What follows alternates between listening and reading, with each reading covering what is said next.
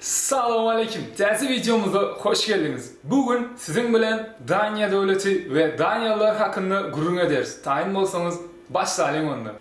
Daniya, resmi adı Daniya Padişahlığı. Skandinaviya devletlerinin arasında en kiçisi diysek hem bolyar. İlatının sanı 5 milyon töwerüğünde. Paytaxtı Kopenhagen şehri.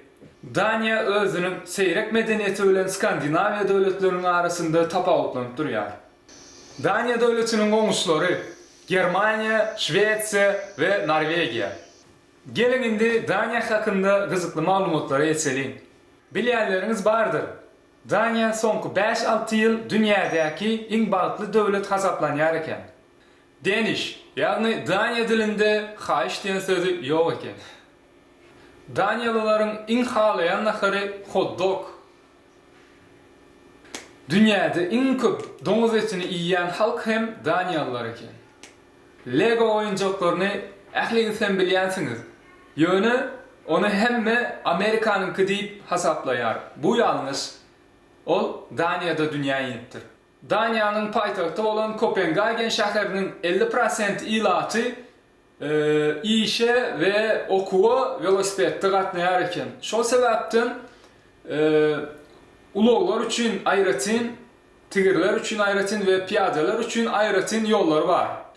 Dünyanın en ulu brandları, yani piva brandları Tuborg ve Carlsberg Daniyada ilkinci olup indirilip başlattır. Öndürülüp başlattır.